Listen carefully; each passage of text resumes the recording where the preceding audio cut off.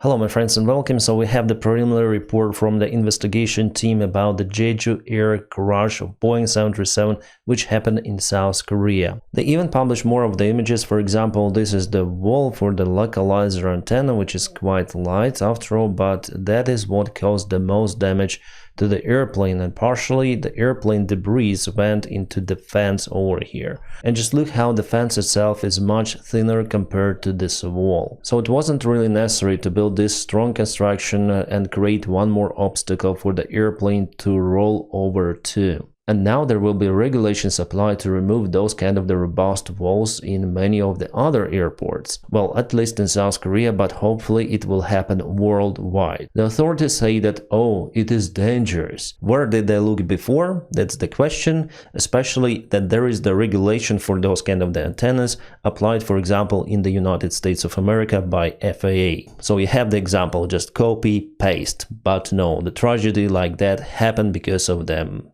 The stupid thing that was put by someone there. Yes, we understand that there are multiple of the different causes which caused this tragedy to happen, but the main thing that the airplane collided to the wall, and that what caused the massive destruction of it. Here's the aft part of the fuselage. I wonder how even persons survived there. And here are the engines. We don't have, I think, all of the photos, but here is a very interesting photo.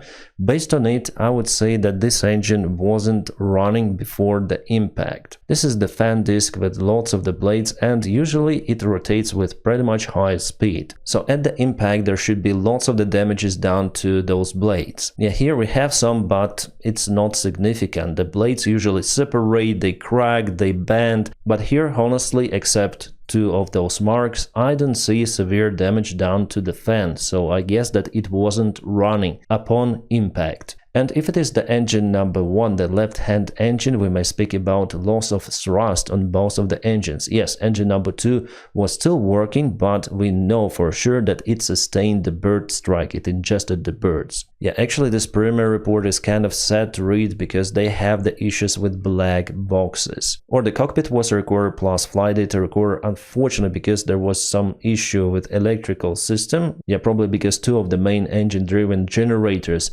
failed to supply that electricity because of the damage caused by the birds, or maybe because the crew shut down the wrong engine. Now it's hard to tell because we don't have this data. So I'm quite sad reading those reports that do not give us the full information. So the critical 4 minutes and 7 seconds are missing. What we also know that the airspeed of the airplane was 161 knots by the time recording stopped. Well, with this speed you should be in landing configuration, and it is known that crew decided to perform a missed approach maneuver, so go around. And we already know the location where the recording was stopped. But what we know 100% that there was the bird strike. Pilots identified a group of birds while approaching runway 01, and a security camera filmed the airplane coming close to the group of birds. It happened during the go-round. Both engines were examined and feathers and bird blood stains were found on each, so both of the engines ingested the birds. The samples were sent to specialized organizations for DNA analysis, and a domestic organization identified them as belonging to Baikal teals. Here we have those birds. As you can see, it's not the lonely bird. They go to the flock, huge flocks of birds.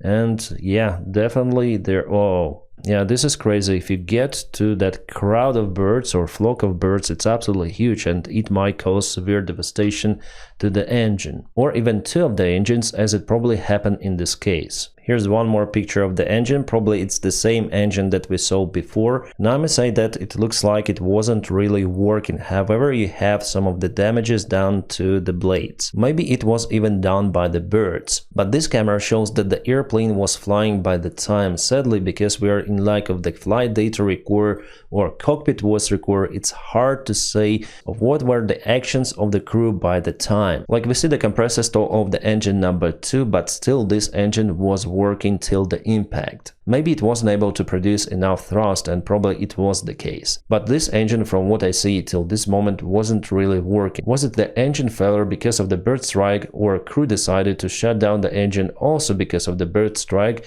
Maybe there was surge and stall also of the engine number 1. Well guys, without flight data recorder it's hard to tell, but hopefully investigations will have many more clues of how to define the crew actions in the cockpit. We also know that pilots saw the birds below them, so they decided to go around, but probably it was too late. Birds went up and they ingested the birds into their engines, and that explains why the airplane landed so quickly, because if you don't have engines, you should go really fast for landing. But at this stage, the airplane was climbing. The tricky thing, if you have the bird strike, you usually do not lose the engines at once. Remember the Sally, the Miracle on the Hudson case? Still, one of the engines was working, but the thrust wasn't enough to keep the airplane flying. A similar stuff happened with Russian Ural Airlines and Airbus A321, which lost the thrust because of the bird strike, but here the crew actions were different. So actually, because of the side slip and because they didn't retract the gear, they had too much drag and landed in the cornfield. So in their case, it would be possible to return back to the airfield, but they didn't make it. Here for them, luckily all of the passengers and crew members survived. The Boeing 737 is equipped with CFM56 engines. As you can see, this is N1 rotor, so the fan itself. So basically this stuff is connected to this turbine.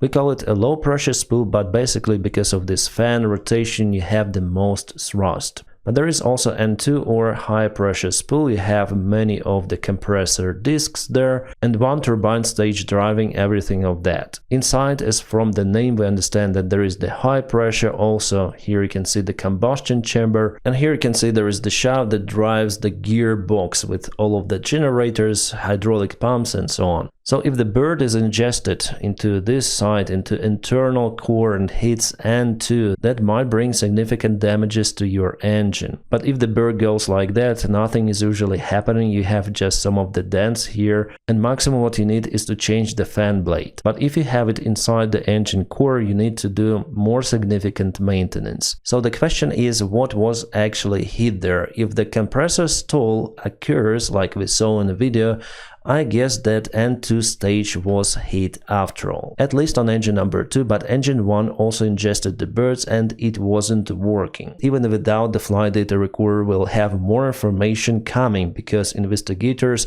will uncover what's inside the engine and they will see the bird debris, bird parts, or maybe debris of the blades from this stage here. So as for the engines, I think that they will know more information, where they're producing the thrust, what thrust they were producing, and what led to the engine number 1 shutdown, because from all of the evidence it looks like that it wasn't working at all. But engine 2 was working even with compressor stall. About the flight crew, well, we have the data from investigators. They don't tell the names, it's obvious, but the total flying experience for captain is 6,823 hours, for first officer 1,650. And most of them on Boeing 737, so first officer and captain, they all knew this aircraft type. Captain also did more than 6,000 hours on Boeing 737 and lots of the hours in command. I heard some of the comments from the United States Analytics, and they say that for them to go to airlines you should have 1,500 hours totally, but it only works like that in the United States of America. In the rest of the world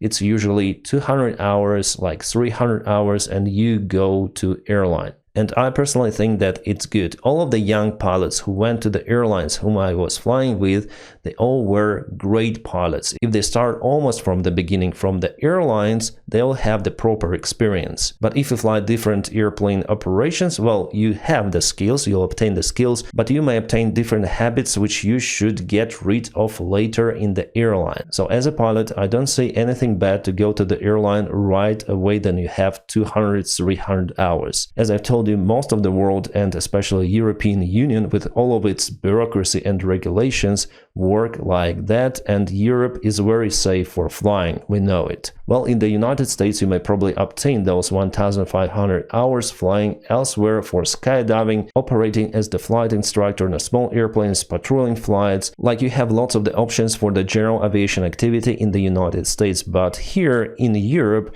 no, you don't have, or if you have, it's very limited, and also it's way more expensive than in the United States, because the fuel here is also more expensive. And as I say to you, there is nothing bad to go to the airlines with just 200 or 300 hours. Also, airlines do have the cadet programs for their newcomers, and they build what they want really for a particular pilot. So in general, I do not agree with the 1500 hours requirement. Based on my experience, it's just useless. Well, at least it doesn't touch the safety of the operations. I was like that myself and everything went fine. About this report in general, well, I expect more of the information to appear, but probably they have to release something during the first 30 days since the crash happened, and they put like mostly general information with some of the insights and more photos. That's it. However, there are two of the critical points that we know: that two of the engines ingested the birds, and that the crew started the go-around confirming the bird activity. But whether this go-around happened before the bird strike or after,